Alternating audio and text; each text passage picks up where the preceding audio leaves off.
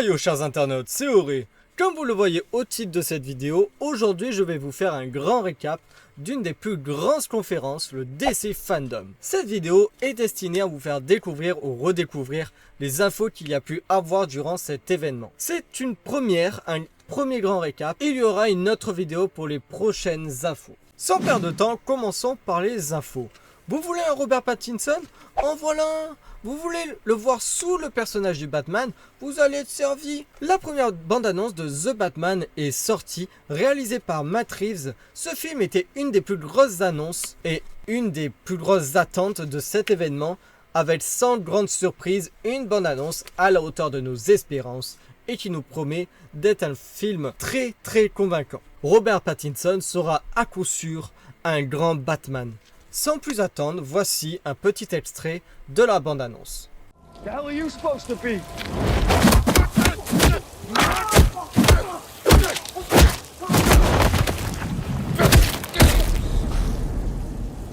I'm vengeance.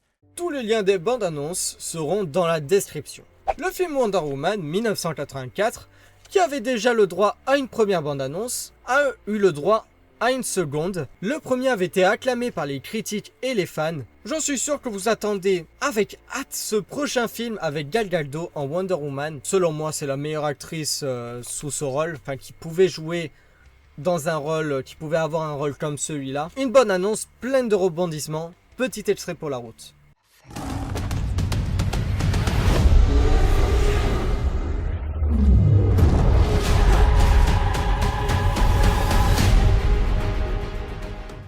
Warner Bros lève enfin le voile sur un jeu qui ne s'appelle pas Batman, mais Gotham Knight, centré sur le gameplay en multijoueur coopératif avec Batgirl, Nightwing, Red Hood et Robin. En fuite depuis des mois et des mois, Gotham Knight a enfin été révélé officiellement par Warner Bros Montreal Games, hier par le biais d'un premier trailer et avec du gameplay. Batman est absent puisque Bruce Wayne est supposé mort, un dernier message qu'il avait enregistré et transmis à une poignée d'élus pour prendre la relève. Lutter contre le crime et protéger Gotham en unissant leurs forces. Voici une première vidéo dévoilée au cours de l'événement dédié aux licences DC Comics.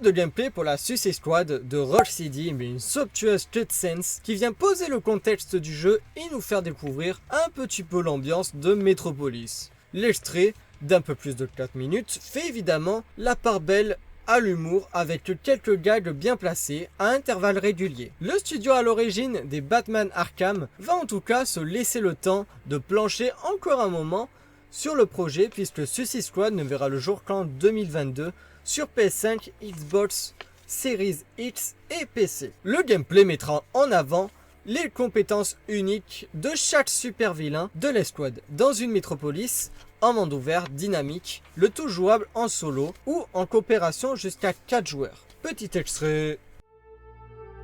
Oh, look, it's Superman. The mighty Superman has just rescued that pilot. What a show-off. Beat it, spandex! We're on a top-secret assassination mission here! No. La nouvelle version de Justice League, cette fois-ci signée Zack Snyder et non plus Jack Whedon, bénéficie de sa première bande-annonce officielle. Le film sera divisé en 4 parties, d'1 heure chacune. La version originale de Justice League n'est pas celle proposée par Joss Whedon, c'est ce que Zack Snyder ne cesse de répéter depuis 3 ans, et cela fait donc 3 ans que les fans attendent le Snyder's Cut, présenté par le réalisateur comme étant la vraie version du film. En mai 2020, HBO Max a annoncé que sa plateforme accueillera ce fameux Snyder Cut en 2021. Quelques semaines plus tard, un premier teaser était révélé. On y voit Wonder Woman découvrir Darkseid, célèbre super vilain absent de ce film de 2017. La présence de ce dernier prouvait déjà que le film de Zack Snyder sera bien différent de celui de Joss Whedon. Lors de la conférence virtuelle DC Fandom, ce samedi 22 août, la première bande-annonce officielle a été diffusée. Justice League Snyder Cut durera donc 4 heures. Warner va essayer de trouver des moyens de diffuser le film internationalement, même là où HBO Max ne sera encore disponible au printemps 2021. Voici le trailer diffusé pendant la convention. It wasn't much. I couldn't feel, so I tried to touch. I've told the truth. I didn't come to fool you. And even though it all went wrong. Lors du panel de Black Adam du DC Comics, Dwayne Johnson a dévoilé le logo et des images du film qui introduira la JSA au sein du DCU. Le logo officiel de Black Adam a été révélé du DC Fandom, auquel participaient les acteurs Dwayne Johnson et Noah Centineo. Excusez-moi pour sa prononciation. Les deux comédiens ont annoncé que le film allait mettre en place le JSA, Justice Society of America, au sein du DCU, qui comprendra Hawkman, Dr. Fate, Cyclone et Atom Smasher. Atom Smasher qui est donc le personnage de Noah Centineo. Quelques images du teaser. Conduct needed a hero. Instead, they got me. I did what needed to be done, and they imprisoned me for it.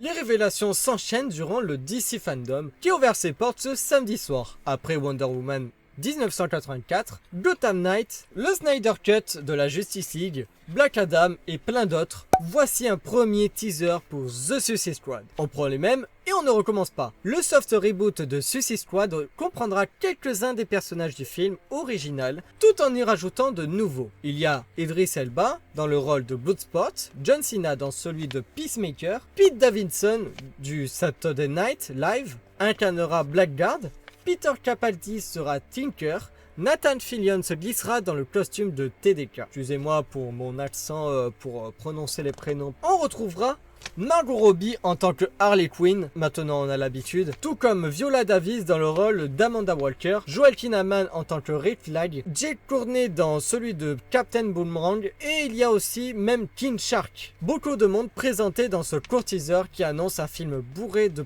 personnages, espérons que le scénario laissera un peu de place à chacun d'entre eux. On peut avoir confiance en James Gunn, le réalisateur aux manettes de ce nouveau Suicide Squad. C'est lui en effet qui a donné le ton des deux premiers Gardiens de la Galaxie de l'écurie Marvel, qui sont des très bons films. Il reviendra d'ailleurs aux manettes du 3e épisode, que j'attends beaucoup également. Et comme une bonne nouvelle n'arrive jamais seule, DC Comics a aussi lâché un premier avant-goût du film. Quelques images du film. You need your director to set the vibe. The Suicide Squad is just a twisted fantasy of characters. Within each of our characters, there's a certain beauty. Within most of them. Some of them are just pretty crappy through and through. Be like a douchey Captain America. Merci d'avoir suivi le journal du récap, exclusivement disponible sur la chaîne de Auré. N'oubliez pas de vous abonner et de me suivre sur les réseaux sociaux. Prochain récap prochainement, c'était Auré. N'oubliez pas de vous abonner. À la prochaine.